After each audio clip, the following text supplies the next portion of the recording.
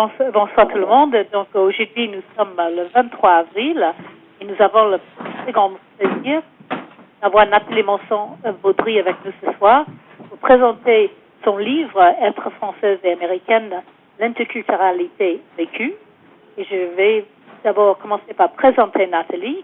Il reprendra la parole. Ensuite, Georges Simmons aura un entretien avec Nathalie. Et on terminera avec nos événements de CETA France vers la fin de cette téléconférence. Donc, comme j'expliquais, nous sommes ravis d'avoir Nathalie Monson-Baudry, qui est française et naturalisée américaine, et titulaire d'une maîtrise de civilisation américaine, avec nous ce soir. Elle a également suivi un double cursus en italienne, histoire de l'art, ainsi qu'une année de linguistique en Sicile, et des cours de neurolinguistique à l'Université de Californie, Irvine, concernant la question de bilingualisme et de l'acquisition de deuxième langue. Research Assistant aux États-Unis à la Northern Illinois University, elle finit son master's en littérature américaine en Film Studies et rédige son mémoire de maîtrise en sociolinguistique portant une étude de la communauté italienne de Philadelphie. Titulaire de CAPES externe d'anglais en 1990, elle mène une recherche sur les stéréotypes anti-américains chez les lycéens français dans le cadre de la UFM.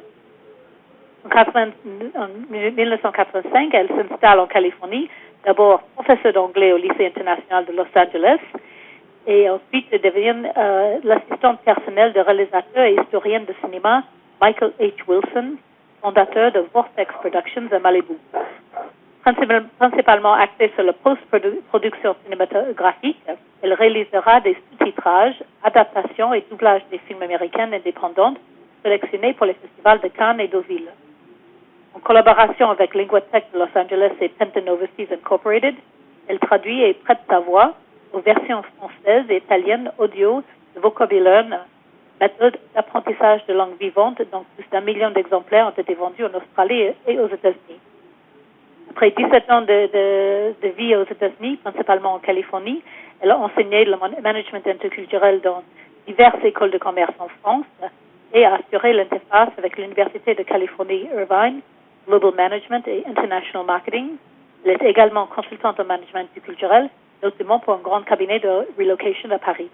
Elle est intervenue en tant que consultante interculturaliste pour les clients comme Alcatel, Waterman, NATO, Beth Dixon, Baxter, ADS, et je peux continuer avec une grande liste. Donc, comme vous le savez, Nathalie, nous sommes ravis que vous avez trouvé le temps entre tous vos voyages et votre retour en France de présenter vous et bien sûr votre travail, votre livre Être française et américaine, l'interculturalité vécue. Donc, je vais vous passer la parole.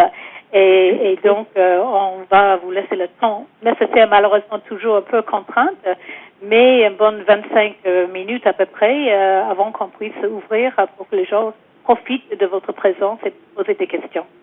Est-ce que ça vous va? C'est parfait. Alors, d'abord, à moi de vous remercier. C'est très intimidant d'être avec des interculturalistes aussi experts que vous êtes tous en ce tard. Donc, effectivement, vous avez brossé une biographie, mais il est vrai que depuis 5 ans, je suis plutôt backstage et moins on stage par la force des choses, parce que l'écriture force à prendre une bonne distance et une certaine introspection finalement. Donc, je suis revenue plutôt vers mes premières amours, on pourrait dire ça, la littérature et l'histoire de l'art.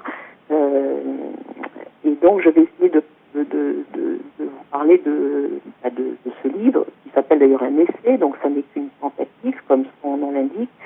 Et si je vais être française jusqu'au bout des ongles, comme on le dit, je peux vous dire que cet essai n'est pas, puisque vous savez que les Français aiment bien parler par prétérition. Et donc, allons-y franchement, puisque vous êtes tous parfaitement francophones. D'ailleurs, je vous félicite parce que vous avez un niveau de français fantastique, ce qui permet de faire justement cette conférence dans ma langue maternelle. Et c'est d'un extrême confort. Voilà, donc je vais essayer d'être brève et de développer 4 points. Mais en introduction, je vais vous dire que cet essai n'est pas un how-to, un self-help ou un livre de pre-departure cross-cultural training, comme tout d'abord parce que ça fait 488 pages, je crois, donc c'est pas vraiment un livre de poche. Et je n'ai pas la prétention d'apporter des solutions clés en main, out of the can. En fait, je me suis aperçue quand j'étais interculturaliste, on stage et professeur en école de commerce, j'étais toujours dans un processus de problem solving, de résolution de problèmes. Et c'était finalement ma réintégration en France. J'ai ce côté très californien américain d'être optimiste, de faire avancer l'ordre des choses, de faire bouger les lignes, une expression française assez nouvelle, de faire accéder aux bonnes passerelles et de tisser des ramifications. Donc ça, c'était l'interculturalité réussie, positive, pour autrui, que ce soit en conseil, en séminaire, workshops ou pour des étudiants d'ailleurs. Et c'est très satisfaisant. On arrive à justement à tisser ces passerelles. Néanmoins, je sentais qu'au plus profond de mon être, j'évitais d'explorer cette zone trouble en moi. J'essaie de faire un grand saut pour éviter ce non-dit justement. Il y a des moments, et je vais développer ça plus tard, donc ça serait mon premier point, il y a des instants, donc le sens, l'essence et le code nous échappent, nous contraignent finalement à sauter sur une terre ferme. C'est très rassurant. Nous ne nous attardons pas lors du passage du gué sur des sables mouvants, et ainsi nous gardons ce que j'appelle des nœuds de complexité. On les garde en nous, ils sont enfouis en nous, dans notre biculturalité qui est si on veut filer la métaphore textile, qui est complexe.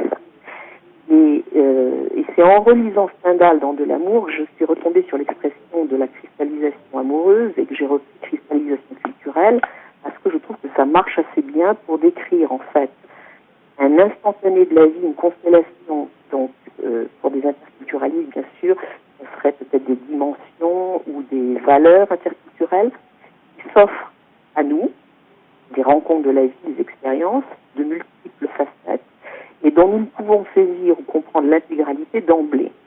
Comme chez Stendhal, dans De l'amour, il y a l'idée d'un émerveillement, d'une surprise, qui fait partie de la description de la cristallisation, mais aussi l'idée de l'espoir. Et Stendhal explique ça très bien, il faut accéder après une période de doute à une deuxième cristallisation qui mène à une certitude. Bon, j'ai trouvé que c'était donc la cristallisation culturelle, c'est comme ça que je la définis. Bon. Mais quand on est dans le problem solving, on ne s'attarde pas, si vous voulez, dans ces zones grises non clarifiées. Et ça, c'est très vrai en traduction. Il y a des traductions impossibles auxquelles on est obligé de trouver une solution.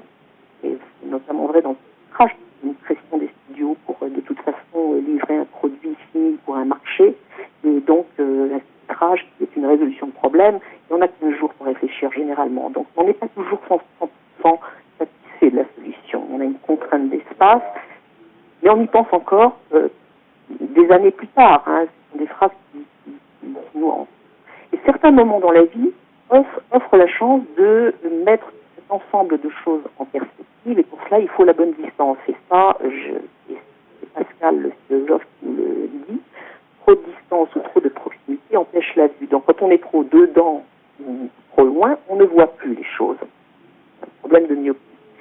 Donc, j'ai pris la juste distance d'être un petit peu backstage, et en revisitant un petit peu ce que j'avais appris en travaillant, donc c'est mon deuxième point, quand je travaillais en post-production sur des textes de réalisateurs indépendants, et j'avoue avoir commencé avec un des plus beaux textes, c'était l'Anatolien d'Elia Kazan, dans lequel il y avait un feuilletage, une complexité culturelle incroyable de l'Anatolien, donc la culture, d'abord Kazan était grec, immigré en Anatolie, donc de culture, donc on dira turque, émigré en Amérique, et moi-même j'étais dans ma propre biculturalité, expatriée, en fait installée à Los Angeles, franco-américaine en devenir, en apprentissage, et j'avoue que c'était une fulgurance. Le script de Kazan était une fulgurance. Moi, j'en ai encore des visions.